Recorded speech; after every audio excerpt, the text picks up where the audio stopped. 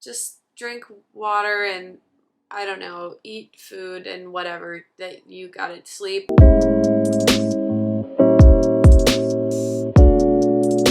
Hi everyone, I hope you're doing well. It has been a minute. That is starting to feel like a normal refrain at the beginning of my videos. But my life so far in 2023 has been a tsunami. It has been a tidal wave, it has been a whole ocean, and I am drowning. Basically, lately I've just been burning the candle at both ends, and I have a lot of videos in the works that I'm like currently reading for or planning for, but reading has taken a back seat to the 4 jobs that I'm working right now. But all that being said, I just wanted to hop on today and talk to you about every book I've read so far this year and my thoughts on them. I guess it's like a January wrap up because I don't think I've read anything this month yet. But before we dive in, I want to take a moment to thank the sponsor of today's video, which is Ana Luisa. I've been a VIP partner with Ana Luisa for a few months now, and I just so adore working with them.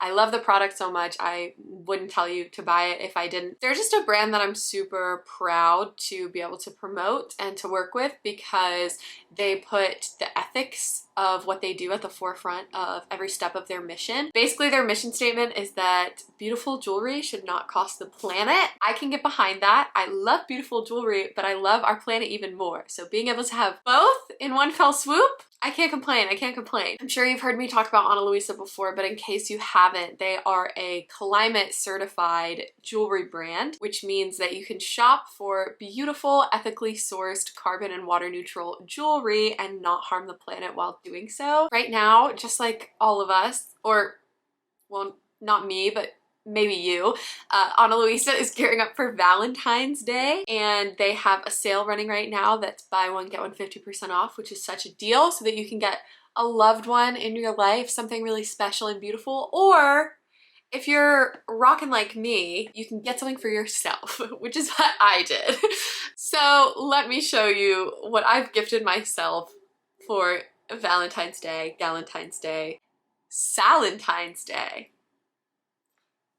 That was really bad. First up, I have the wrist ring in onyx. I have been really obsessed with gold and black jewelry ever since I started working with Ana Luisa. I just think it's really elegant with a hint of badass, and I'm kind of obsessed with it. And I've been wearing this ring every single day since I got it. It's the perfect fit, and I really appreciate that Ana Luisa has rings that fit my fingers because I have really large fingers, and most places I can't buy rings because they don't fit my fingers. I got, for the first time from Ana Luisa, I got a bracelet because I'm usually not a bracelet person because I don't like the feeling of things on my wrists, but I just felt like there was a piece missing. So I got this one. It's just this like really pretty chain that's adjustable. It's called the Michael Bold. My favorite thing about it is that I don't even notice it on my wrist, unlike literally every other bracelet I've ever worn. The earrings I'm wearing are called the Percy. They're actually only one earring, but they give the illusion of 2 piercings.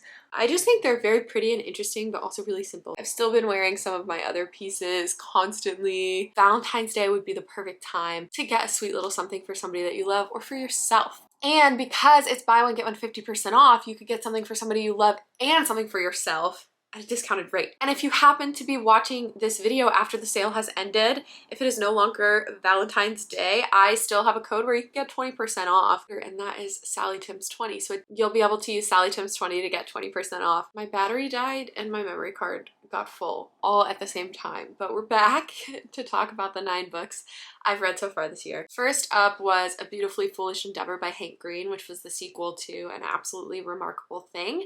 I listened to both of these on audiobook over the course of a couple weeks. I really enjoyed the first book a lot more than I thought I would, honestly, because it's sci-fi, but I was told by a friend that I would like the audiobook and that the narrator was really great, and that was absolutely true. The narrator did not disappoint. And then in the second one, we get a full cast. As the POVs change throughout the second book to meet all of our characters, there were different voice actors playing each of them, and that was really cool. I thought a lot of the themes were fascinating. I really enjoyed reading about a person who had been sort of thrust into fame overnight and the ways in which that warped her perception of self, her perception of others, her perception of the world as a whole. Some of the science element of the sci-fi were a little bit over my head. And I thought that it was just super compelling. I wanted to know what happened next. I will say I liked the first book a lot better than I liked the second one. I still enjoyed the second one, but I just feel like a little bit too much was happening. Like Hank tried to do a little bit too much in the second book. And I also am not a huge fan of switching perspectives, POVs. I'd rather be in a character study with one character the whole time. So the back and forth perspectives made it difficult for me to focus and feel connected to the characters. But I do think there were elements of it that were really fun to read and really compelling and really interesting. Overall, I thought they were worth the read and certainly worth the listen because the audiobook performers are really, really, really great. Next, I read Our Wives Under the Sea by Julia Armfeld, and holy moly, I think it's my fave I've read so far this year. I was absolutely enamored with it. The writing style is everything I've ever wanted and more. It was so lyrical and elegiac, and I loved it so much. I cared about the characters so very much. I usually struggle when it comes to like speculative elements or ambiguous endings a little bit because I feel like oftentimes to me ambiguous endings feel like a cop-out, like the author just didn't finish what they set out to do. And I know that some people have felt that way about this one, but I did not at all. I thought that the ambiguous ending just left my mind with the story for so long. I was thinking about this book for like 2 weeks, thinking about what I thought had happened and my theories, and I was texting friends about theories. A lot of the people in my book club really didn't like it, and then a lot of us really did. So I definitely think it's one of those, if it sounds interesting to you and you're okay with not knowing everything by the end of the book, I would definitely give it a try. I mean, it has like the disconcerting psychological nature of a Shirley Jackson story with the character study of a Sally Rooney book with some other secret third thing. To me, this book felt like how a Lucy Dacus song feels. I will not elaborate. And oh, I didn't even tell you what either of these books are about. Okay, well, I'll tell you about Our Wives Under the Sea. Basically, we follow Miri and Leah, who are married, and we do switch perspectives. I just said I don't like switching perspectives, but like, wow, it really worked for me in this one. We go back and forth each chapter. And so when we are with Miri, we are above ground in the present, while Miri is sort of nursing Leah back to health, or like helping Leah through her recovery. And when we're with Leah, we're like a couple weeks or months prior underwater in a submarine that got stuck underwater for an extended period of time. And so we track this relationship as things are evolving and are like different than they once were. I wrote a review for this one on my Bookstagram, so I'll leave a link down below if you're interested in reading more in-depth reviews that I have of the books that I love most. I post them there. Next up, I was reading / listening to The Devil in the White City, Murder, Magic, and Madness at the Fair That Changed America by Eric Larson. And this is a nonfiction book about the Chicago World's Fair, but also parallel to the World's Fair, it's about H.H. Holmes, who was a serial killer in Chicago at the time. And so it's following sort of how the fair happened at the same time as this infamous serial killer was at his height. The sort of like main through line between the two stories is architecture, because we're following the main architect of the fair in sort of one half of the novel, and then we're also following H.H. Holmes, who constructed what was called the Murder Castle in the other half, and it talks about the architecture of both of these undertakings and how in some ways they were connected. H.H. Holmes basically built this Murder Castle hotel so that people staying at the World Fair could come and stay with him, and then he would kill them. He was not a good dude. I thought it was really interesting. I listened to the audiobook and I thought the audio was really well done. I lived in Chicago for a couple years and I love Chicago. It's one of my favorite cities or like places at all to learn about. I think it's fascinating. It sort of juxtaposed this idea of achievement of human beings in terms of the fair and what these architects and scientists and inventors and everybody that came together, what they could achieve, with the evil, horrifying nature of a psychopath and all of the steps that H.H. Holmes took to cover his tracks and how he was able to just keep killing for so long without anybody finding out. I thought it was a fascinating read. I'm really glad that I read it. I do think it was a little too long. I don't feel that it needed to be quite as long. There were certain elements of the story or like details that Erik Larson chose to include that I was like, I don't care. But overall, on a grand scale, I thought it was really impressive, and I'd be interested to read some more by Erik Larson because it was nonfiction, but it read like a novel. Apparently there's a miniseries coming out with Keanu Reeves. I don't know. I will be tuning in if that ever actually comes to fruition. Okay, next up, I read Kane by Jean Toomer. I'm reading this book for my Harlem Renaissance video, so I'm not going to tell you everything about how I felt and what I thought and like the historical context of it. So it's a collection of short stories and poems. I loved Jean Toomer's poetry. Or is it Jean? I don't know. I loved Toomer's poetry so much. Certain poems were just like stunning, breathtaking. But the short stories were so difficult to get through. They were either way too short for me to feel connected to the characters, or they were so long and winding and the plot didn't make any sense. So this book was more of a miss for me than it was a hit, but there were moments of like brilliance. But I'll talk more about that book in my Harlem Renaissance video. The next book that I read was actually a HarperCollins book, so I won't be talking about it yet because as of the making of this video, the HarperCollins union is still on strike. They've been on strike for over 50 days now. They are striking for better pay and better benefits, and I absolutely support that effort, and I am not going to promote a HarperCollins book until the HarperCollins executives come to the table and reason with their workers. That being said, I'm going to leave a link down below to different ways that you can support the HarperCollins union. Next up, I read The Weary Blues by Langston Hughes. I also read this one for my Harlem Renaissance video. I didn't realize how many of these I like can't talk too much about when I decided to make this video. But I read The Weary Blues by Langston Hughes. It's a poetry collection, his first poetry collection during the Harlem Renaissance, and it's incredible, and I cannot recommend it enough. I just had to sit with so many of these poems and just read them over again because I was just baffled by how effective he is with so few words. Langston Hughes is just such a master at using, you know, give this man 10 words and he'll craft something the likes of which nobody else could with 100. And that's just crazy impressive. It was fantastic. Next, I read The Lesbianist Guide to Catholic School. I listened to this one on audio. I think I liked it more when I first finished it than I do now, because as soon as I finished it, I was like, okay, and I did not think about it anymore. But I really enjoyed the time I spent while I was listening to it. This book follows Yamilet, who is a student at Catholic school. She and her family are pretty poor and they live sort of in a different neighborhood than all of the other private school kids live. Yamilet is gay, but basically it just follows Yamilet's journey of like coming out to her close loved ones at a Catholic school, and it's really sweet, and it includes a lot about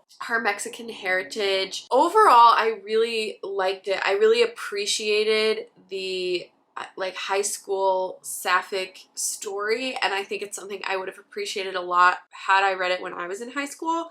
I do think that there were certain moments where the author tried to dive into a lot of stuff that there was not sufficient explanation for or like in-depth discussion about. There's sort of a major twist towards the end that really caught me off guard, and I thought didn't necessarily make a ton of sense given how much time there was left in the story. I don't know if that makes sense. I don't want to spoil it for anybody, but like definitely look up content warnings if you're going to read this one, because there is something that comes really out of the blue that was a little bit jarring when I was listening to it. I really liked the characters. I loved reading about Yamilet's culture and like the way that she and her mother connected over beading and creating these beaded necklaces and like jewelry and artwork. I thought was really fascinating, and I definitely just appreciated all of the representation that was in this book, and I think that for the most part the representation was done really well. It's just a certain topic I think wasn't necessarily handled as deftly as it could have been or maybe should have been. I just think like the book would have been just as effective at what it wanted to do without this weird twist at the end, and because of the weird twist there were a couple things that didn't hit home for me. The narrator was great, so the audiobook was super fun.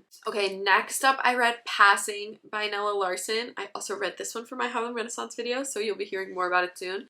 And I don't think I liked it as much as I thought I was going to, but I also think I'm gonna have to read it again at some point because I listened to the audiobook and I found myself just like finding it really difficult to stay focused. And I do think that this book was sort of the entrance to my mental slump, not just of reading, but like of being able to focus on anything. I've been just in such a like brain fog and cloudy space lately, and so I found myself just like really zoning out while listening to it, and the audiobook was only like 2 hours because I listened to it on 2 times speed. I do think that the initial scene, the first scene of this book, is genius, and it was like I was listening like, oh my gosh, oh my gosh. But as we got a little bit more into the lives of these characters, it's not that I cared less, it's that I found it harder to focus. And then at the end, I did tune back in and was like, what? So I think I need to read it again, but in physical form. So I don't even have like an opinion on it because I think I read it wrong. But it's about a woman